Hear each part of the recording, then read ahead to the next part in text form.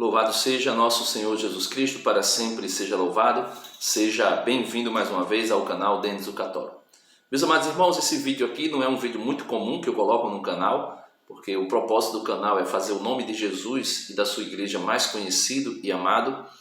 Mas por ocasião da morte do fundador da Canção Nova, Monsenhor Jonas Abib, um rapaz, que tem até um canal bem relevante aqui no YouTube, um rapaz chamado Irmão Diego, de um canal Controvérsia Católica. Eu estou dizendo o nome aqui porque muita gente já conhece e aconselho a não acompanhar essa pessoa e nem esse canal. Por quê? São sede vacantes, O que é uma pessoa sede vacante? Eu vou resumir aqui, você pode procurar na internet o que significa, mas eu vou resumir aqui basicamente. São pessoas que não aceitam o Concílio Vaticano II, ou seja, tudo que aconteceu do Concílio Vaticano II para cá na igreja, eles rejeitam totalmente. Desde os papas ao concílio, sacramentos da igreja, a própria igreja, tudo que aconteceu dentro da igreja, do Concílio Vaticano II para cá, é completamente rejeitado. E essas pessoas se colocam como os verdadeiros católicos, aqueles que são os guardiões da tradição da igreja. Mas eu queria começar com uma passagem bíblica que está na carta de São Paulo, a segunda carta de São Paulo aos Coríntios, no capítulo 11, mas eu queria falar exatamente por causa disso. Essas pessoas se intitulam a verdadeira igreja de Cristo e diz que a igreja conciliar, é assim a expressão que eles usam, ou pós-conciliar, é uma igreja herética, cismática, uma igreja que é apóstata e coisa do gênero, e todos os papas que vieram, depois de, no caso, o que convocou o conclave, São João 23, veja, São João 23, São João Paulo II, e os demais que vieram até agora, o Papa Francisco, Então, todos os papas para eles, depois do concílio para cá, depois de São João 23 para cá, não vale, são papas impostores, são papas que não são verdadeiros papas, inclusive o Papa Francisco agora. E esse rapaz, ele disse que Monsenhor Jonas Abib, ele colocou um vídeo falando sobre a herança maldita de Monsenhor Jonas Abib, falando sobre a questão da renovação carismática e das novas comunidades. Eu não vou falar sobre essa questão das novas comunidades e da renovação carismática, porque todos esses papas, de João 23 para cá, eles são papas legítimos. E muitos papas, como o próprio Papa Paulo VI, o próprio Papa Francisco, o próprio Papa João Paulo II, o próprio Papa Bento XVI, São João Paulo II, viu? Veja, São João Paulo II. Eles tiveram uma boa, vamos dizer assim, uma boa visão a respeito da renovação carismática católica. Mas eu não quero falar sobre isso. Eu quero falar que esse rapaz, veja em que ele se enquadra. Segunda carta de São Paulo aos Coríntios, capítulo 11, a partir do versículo 13. São Paulo vai dizer assim: esses tais falsos apóstolos, o que é apóstolo? Mensageiro, Esses tais são falsos mensageiros, operários desonestos, que se disfarçam em mensageiros de Cristo, apóstolos de Cristo. O que não é de se espantar, pois se o próprio Satanás se transfigura em anjo de luz, parece bem normal que seus ministros e seus mensageiros se disfarcem em ministros de justiça, cujo fim, no entanto, será segundo as suas obras. Então veja, são ministros de Satanás que se disfarçam de ministros de justiça. Olha, ele se colocou para julgar e sentenciar as obras de Monsenhor Jonas Abib, dizendo que é uma herança maldita. Ele diz: não falei contra o Monsenhor Jonas Abib pessoalmente, nem contra os seus pecados pessoais, mas ataco a sua herança maldita. Toda a herança de Monsenhor Jonas Abib é fruto do seu trabalho. é fruto da sua vida. Então, se você ataca a herança de Monsenhor Jonas Habib, você está atacando o próprio Monsenhor Jonas Habib. E ele faz isso revestido da aparência de justiça, como sendo justo, como sendo ministro da justiça e da verdadeira igreja, né? Mas o que é que ele está fazendo? A não ser um ministro de Satanás que se disfarça de ministro de justiça. O livro do Apocalipse, no capítulo 13, Apocalipse 13, a partir do versículo 5, ainda reforça um pouco essa posição do irmão Diogo, né? O ministro da justiça que julga não somente Monsenhor Jonas Habib, a renovação carismática, as novas comunidades, mas também julga o sumo pontífice. E daqui a pouco nós vamos saber, no Código de Direito Canônico, quem é o sumo pontífice e qual é a sua missão na igreja. Então, ministro de Satanás, disfarçado de ministro de justiça, Apocalipse capítulo 13, versículo 5. O que é que ele vai fazer? Aquilo que o próprio diabo sabe fazer por excelência e com maestria. Foi-lhe dada a faculdade de proferir arrogância. A arrogância desse rapaz é terrível. Você vê até pela maneira dele falar, dele se expressar. Todo mundo está na heresia, na apostasia, no cisma. E ele é quem é o verdadeiro mensageiro de justiça do próprio Satã, que chegou para plantar a arrogância, a prepotência. Foi-lhe dada a faculdade de proferir arrogâncias e blasfêmia. E foi-lhe dado o poder de agir por 42 meses. Aqui a gente sabe que aqui se fala das duas feras do Apocalipse. Eu não quero entrar em detalhe, mas cabe muito bem para esse rapaz que é ministro das feras, que é ministro de Satanás, né? Ele vai dizer, o Apocalipse continua dizendo, São João, abriu, pois, a boca em blasfêmias contra Deus, veja, contra Deus, por quê? Porque, veja só, se todos os papas, inclusive o Papa Francisco atual, diz que a renovação carismática é uma corrente de graça do Espírito Santo para a igreja nos dias atuais, né? O Papa João Paulo II vai dizer que ela traz as pessoas de volta a um contato com a palavra de Deus, com o Espírito Santo e com a igreja e busca uma vida de santidade. O Papa Paulo VI vai dizer que a renovação carismática é um sopro de renovação da igreja. Então, se tudo isso é reconhecido pelos papas, faz parte de uma ação do Espírito Santo, então abriu, pois, a boca em blasfêmias contra Deus, porque o Espírito Santo é Deus, para blasfemar o seu nome, o seu tabernáculo, ou seja, a igreja, e os habitantes do céu. Monsenhor Jonas Habib não foi canonizado. Muita gente diz que ele é santo súbito por conta da sua vida de santidade e de piedade. Então, quando diz habitantes do céu, nós sabemos que todo membro da Igreja Católica que morre em estado de graça herda o céu no juízo particular. Passou pelo juízo particular, já está aí herdando o céu. Então, blasfêmia contra Deus, blasfêmia o seu nome e o seu tabernáculo e os habitantes do céu. Eu acredito que Monsenhor Jonas Habib está no céu. Não estou aqui querendo fazer juízo de que ele está ou não está, mas eu acredito pela vida de santidade e acredito que ele morreu também em estado de graça. Se não está no céu, está no purgatório, e do purgatório só tem uma porta aberta para o céu. E essa porta aberta para o céu, nós podemos dizer que são já habitantes do céu, né? Podemos dizer, estão destinados a habitar o céu. Isso aqui é o que eu posso definir biblicamente falando desse rapaz que é muito prepotente e muito arrogante. Agora, o que é definir, né? Como definir quem ele é de fato? Catecismo da Igreja Católica, parágrafo 20.8.9. O que é o irmão Diogo? Tem 4 características aqui no Catecismo da Igreja Católica, no parágrafo 20.8.9, que descreve a pessoa do irmão aí. Ele diz assim, Catecismo da Igreja Católica, parágrafo 28.9.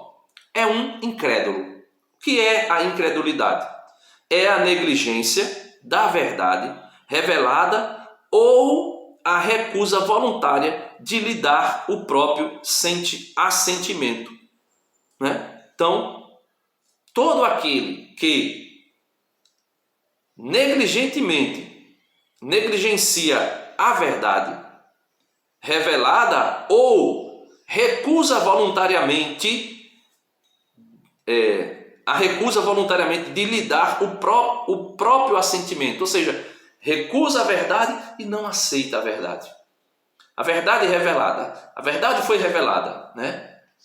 O Espírito Santo, os dons carismáticos, é verdade revelada, está nas Sagradas Escrituras. Você pode ler aí 1 Coríntios capítulo 11, 12, 13 e 14. Você vai ver os dons carismáticos, a manifestação do Espírito Santo. Não é a mesma coisa, é parecido, mas não é a mesma coisa de Atos dos Apóstolos capítulo 2.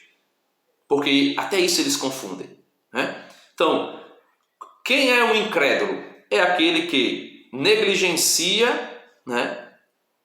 Que faz uma negligência total da verdade revelada, ou a recusa voluntária de lhe dar o próprio assentimento. Negligencia a verdade revelada e não quer aceitar, não quer deixar que ela seja, vamos dizer assim, uma ação na sua vida e nem aceita que ela venha trazer fruto para a sua vida. A outra é herege. É um herege. É um herege. Por que um herege? O que é uma heresia? A negação pertinaz, após a recepção do batismo, de qualquer verdade que se deve crer com fé divina e católica, ou a dúvida pertinaz a respeito desta verdade. Então, se ele foi batizado na Igreja Católica Apostólica Romana, a que eles chamam de Igreja Conciliar ou Pós-Conciliar, a Igreja de sempre, se ele foi realmente batizado e ele duvida, né? Ele duvida, tem uma negação, ele nega pertinazmente, né? Após receber o seu batismo, qualquer verdade, renovação carismática, os dons do Espírito Santo, as novas comunidades, que se deve crer com fé divina e católica, ou a dúvida pertinaz, mesmo que ele não rejeite, mas que ele tenha dúvida, isso é de Deus, isso não é de Deus, eu acho que não é de Deus, eu acho que não é de Deus. Mesmo que ele tenha uma dúvida pertinaz a respeito desta verdade, ele é um herege. E como o querido irmão Diogo rejeita o Papa Francisco, ele é um cismático. Ele não rejeita só o Papa Francisco, né? Mas desde São João 23 para cá, todos. Então, se ele rejeita o Papa Francisco e os demais papas antecessores, ele é um cismático. E o que é um cismático? Alguém que recusa, né? Que tem a recusa a se submeter ao sumo pontífice. Ou também recusa da comunhão com os membros da igreja. Ele rejeita os membros da renovação carismática. A ele sujeito. Então, ele é um cismático por quê? Porque recusa o Papa Francisco. E recusa também, né, a comunhão com os membros da igreja que estão sujeitos ao Papa Francisco. Toda a renovação carismática, todas as novas comunidades estão sujeitas ao Papa Francisco. Então ele recusa o Papa Francisco e ele recusa os membros da igreja que estão sujeitos ao Papa Francisco. Então ele é um cismático. Acuse os seus inimigos do que você é. E aparentemente você será um ministro da justiça. Só que na verdade, você é um ministro de Satanás. E é bem provável que ele caia na outra característica que o designa. Eu não sei, mas é bem provável. Porque se recusou o Papa, se recusou verdades de fé, se recusou a comunhão com os membros da igreja que estão sujeitos ao Papa, logo cairá em apostasia. E o que é a apostasia? É o repúdio total da fé cristã. Daqui uns dias será um apóstata. Vai negar toda a fé cristã. E uma pessoa que se levanta para julgar o Papa. Vamos saber quem é o Papa para saber se o tal irmão irmão Diogo, consegue ter autoridade suprema para julgá-lo.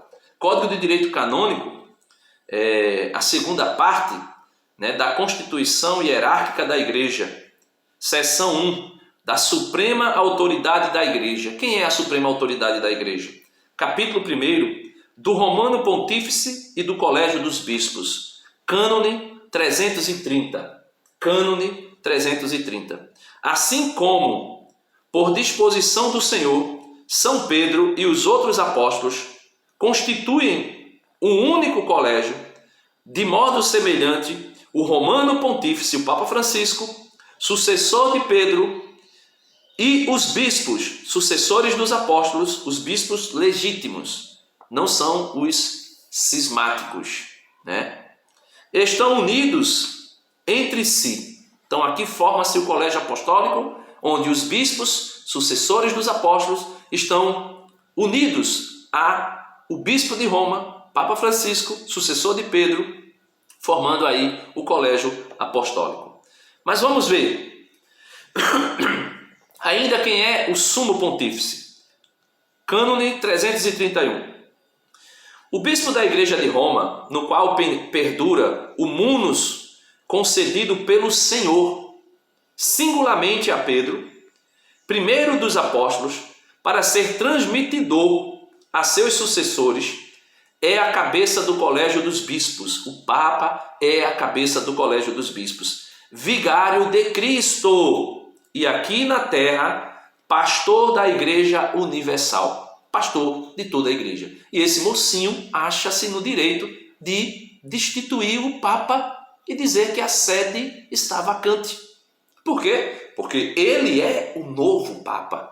Ou, de repente, eles querem eleger em um falso conclave, o irmão, esqueci agora que eles acompanham aí, o Frei Tiago, Frei Tiago, Então, ele, pois, em virtude de seu munus, tem na igreja o poder ordinário, supremo, pleno, imediato e universal, que pode sempre exercer livremente. Olha, estão assumindo o poder do Papa na Igreja Universal. O poder supremo, o poder livre, o poder universal, e que pode exercer a qualquer momento. Estão usurpando, usurpando o poder do Papa para destituir o próprio Papa. Vamos lá, Cânone 332. O Romano Pontífice obtém o poder pleno e supremo na Igreja, pela eleição legítima por ele aceita, junto com a congregação episcopal. Então, se o conclave foi legítimo e o Papa aceita a sua eleição, ele obtém o poder supremo sobre a igreja. Sobre a igreja. Mas quem é o sumo pontífice da igreja verdadeira, segundo o irmão Diogo? Eu acho que é ele mesmo. Ou quem sabe o Frei Tiago, que eles tentam colocar como supremo, sei lá, não sei, não posso fazer prejuízo de ninguém, 332, cânone, número, agora a segunda seção, 2. Se acontecer que o Romano Pontífice renuncie a seu munus, para a validade, se requer que a renúncia seja livremente feita e devidamente manifestada, mas não que seja aceita por alguém. Olha, então não precisa alguém aceitar, não tem uma autoridade que venha dizer: a renúncia de Bento XVI é válida, a gente aceita. Não tem ninguém. Para ser válida a renúncia, é necessário que, se acontecer que o sumo pontífice renuncie o seu munus, para a validade da renúncia, requer que a renúncia seja livremente livremente feita e devidamente manifestada. Ele tem que fazer isso livremente e manifestar livremente e publicamente. Só isso. Não precisa o irmão Diogo dizer que a sé está vacante. Não precisa o irmão Diogo dizer que alguém renunciou, que o sumo pontífice renunciou, ou que ele destituiu, como eles querem fazer, o sumo pontífice. Papa Bento XVI renunciou livremente manifestou sua renúncia. A renúncia, né, foi válida, verdadeira, porque observou as duas características que deve ter a renúncia do sumo pontífice, que é ser livre e espontânea, né, ele fazer isso livremente, sem ser coagido por ninguém, e manifestar publicamente essa renúncia, também livremente, manifestar publicamente livremente, né? E logo foi feito outro conclave, e um conclave legítimo, e o Papa Francisco foi constituído sumo pontífice. Vamos aí para encerrar, né, no número 333 do cânone 333. O Romano Pontífice, em virtude de seu munus, não só tem poder sobre a Igreja universal, ou seja, toda a Igreja, mas obtém ainda a primazia do poder ordinário sobre todas as igrejas particulares. Então, todos os bispos estão submetidos à autoridade do sumo pontífice.